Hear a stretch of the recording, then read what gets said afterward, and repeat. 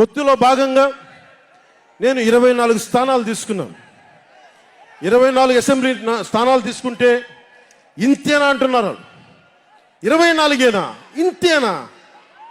మనవాళ్ళు కాదు, అవతలి వాళ్ళు. వాళ్ళకి తెలియట్లా. బలి చక్రవర్తి కూడా వామనుణ్ణి చూసి ఇంతేనా అన్నాడు. బలి చక్రవర్తి కూడా వామనుని చూసి ఇంతేనా అన్నాడు.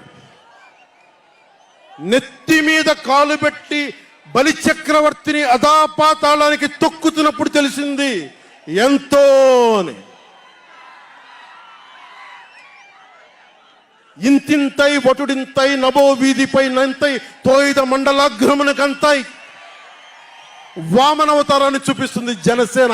జగన్ గుర్తుపెట్టుకో, అధాపాతాళానికి తొక్కకపోతే నా పేరు పవన్ కళ్యాణే కాదు, మా పార్టీ జనసేనే కాదు, మర్చిపోకో.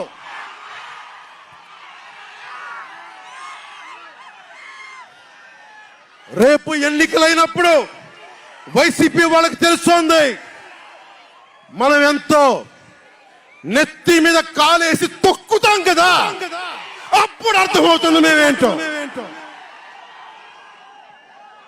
జగన్ జనసేన ఒక్క సీటు గెలిస్తేనే, జనసేన ఒక్క సీటు గెలిస్తేనే నేను రాజమండ్రి రోడ్ల పర్యవేక్షణకి వస్తానని అంటేనే రాత్రికి రాత్రి 10th క్లాస్ విద్యార్థిలాగా, 10th క్లాస్ చదువుకునే విద్యార్థిలాగా రాత్రికి రాత్రి రోడ్లు వేశారు. నైట్ అవుట్ చేసి మరి ఒక్క సీటుకే ఇదంతా. ఒక్క సీటుకే, ఒక్క సీటు గెలిస్తేనే రాత్రికి రాత్రి రోడ్లు వేసావు. జనసేన 24 సీట్లతో ఏం చేయగలరో మీరు ఊహించుకోగలరా? వ్యూహం నాకు వదలండి, నన్ను నమ్మండి. 24 ఏంటి, 24 ఏంటి అని అంటా ఉన్నారు. విశ్వామిత్రుడు, బ్రహ్మర్షి విశ్వామిత్రుడు బ్రహ్మపదానికి వెళ్ళడానికి కూడా 24తోనే. గాయత్రి మంత్రం 24 అక్షరాలు. అంకెలు లెక్క పెట్టదని చెప్పండి ఎవరిని, అంకెలు లెక్క పెట్టదని చెప్పండి ఎవరిని. పవన్ కళ్యాణ్ వంక కూడా చూడలేరని చెప్పండి. జనసేన మీద కన్నెత్తి కూడా చూడలేరని చెప్పండి.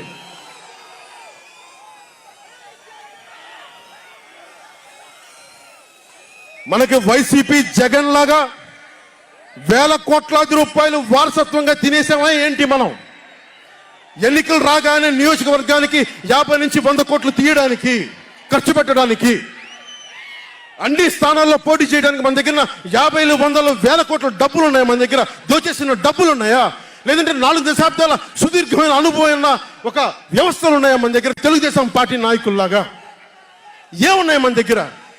మెతుకు మెతుకు వెతుక్కున్నాం, ఇటుక ఇటుక పెంచుకున్నాం. ఇప్పుడిప్పుడే ఇల్లు కడుతున్నాం, జనసేన ఇల్లు కడుతున్నాం, కోట కూడా కడతాం. తాడేపల్లి జగన్ కోట కూడా బద్దలు కొడతాం.